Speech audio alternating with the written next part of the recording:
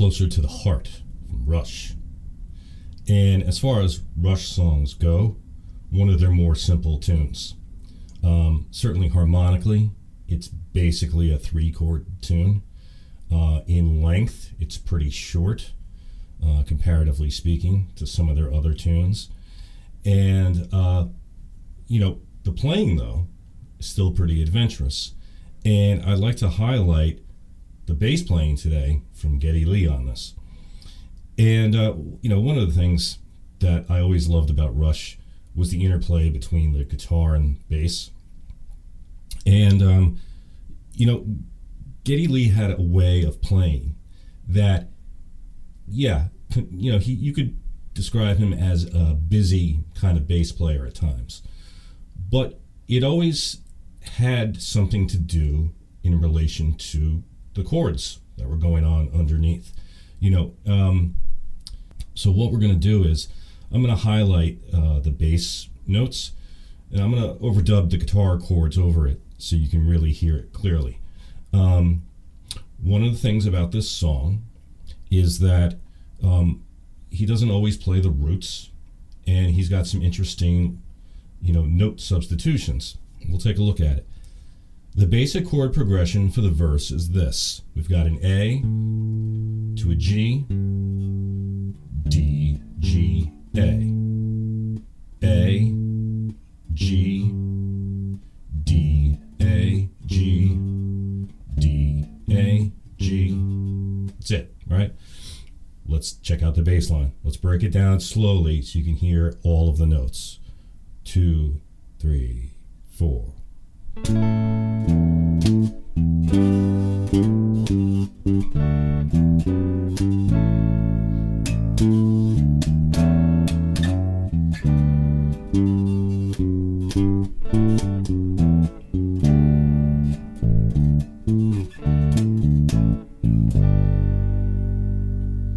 Okay, on that first verse, let's see what he's playing on the A chord. Starts out on the root 5th type of pattern. G chord. So just a little melodic hammer on there. Gives it some interest instead of just staying on the root. D chord. Climbing the D scale.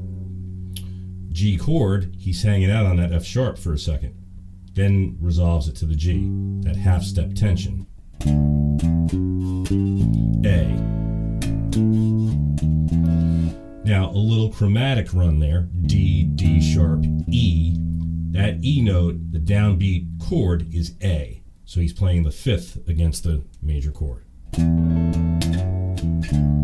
So a little slide from E to F sharp harks back to what we did on the G chord.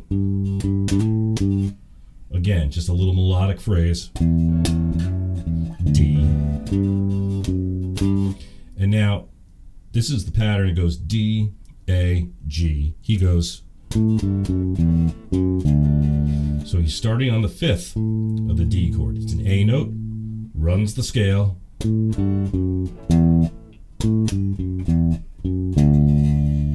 G chord, he's playing a D. Again, the 5th of the chord. Then, for the last time to repeat those 3 chords, he'll play the roots. And then go lower in range. So you see how just by avoiding the roots for a little while and playing, in like the mid register of the bass, it had like this sort of openness to it. And then for the hook of the tune, Closer to the Heart, again, closer to the heart. He'll play the low notes and the roots of them. So it really gives it that strong impact of like hitting home what the harmony is. In the second verse, he'll take a similar approach, but now the electric guitar has come in, it's playing power chords, the drums are playing a little bit more aggressively. So in order to keep up, he's just playing more active rhythmically as well. 3, 4.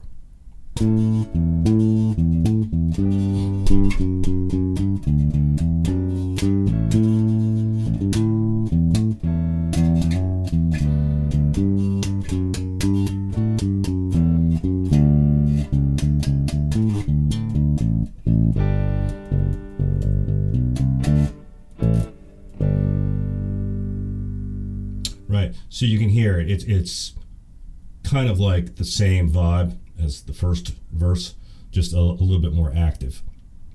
Let's get to the harmony underneath the guitar solo.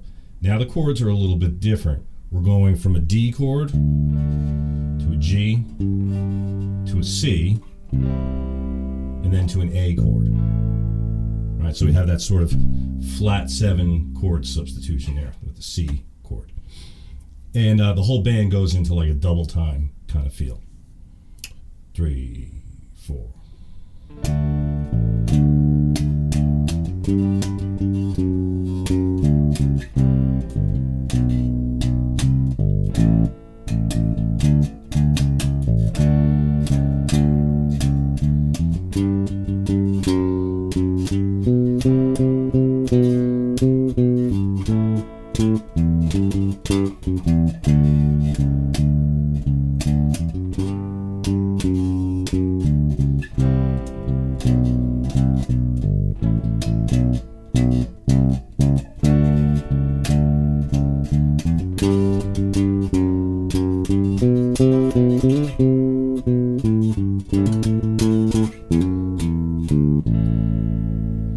Okay.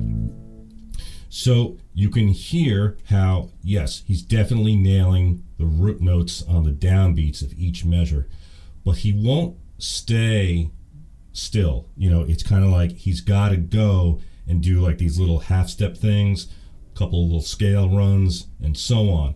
And, you know, being that Rush was a 3-piece band, when Alex Lifeson would go ahead and solo, well, there was really nothing else going on harmonically. So whenever you have a situation like that, Led Zeppelin was the same way, Van Halen was the same way. It's like it gives you a chance for the bass then to sort of, you know, be a little bit more active than it might have been, you know, during the verse and chorus sections when there was vocals. Okay, so now we have like this little interlude before the final verse.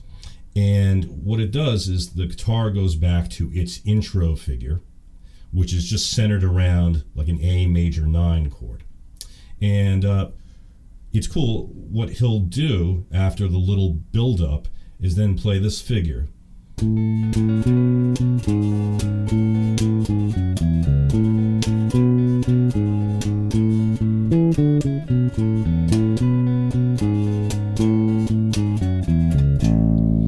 Okay, what's going on the guitar at that point for the intro is that he'll play this pattern where the melody is A, B, G sharp, A, G sharp, F sharp, E.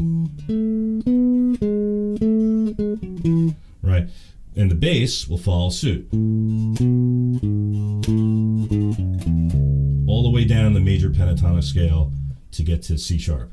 A, B, G sharp, A, G sharp, F sharp, E, C sharp. Repeat. But now E, D sharp, E, D, C sharp, B, A.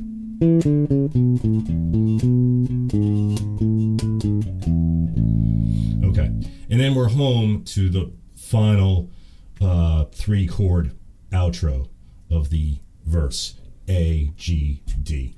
And then at that point, as Rush would do, he's just going for it. It's like just all jamming at that point, where, you know, he's got these high runs and so on, and goes and whatever. So you could see how active, in comparison to the intro, the outro of the song is. And so this is a great study of how you can get more out of your bass lines in a sort of, you know, rock tune like this. Remember, it's a 3-chord tune. Every band has 3-chord tunes, but lots of times the bass chooses to play a little bit more of a pedestrian kind of role. Well, here's some ideas of how maybe you can break out of that a little bit and be a little bit more adventurous. I hope you enjoyed today's breakdown. If you did, please consider subscribing to my channel for more videos like this to come. And thanks for watching.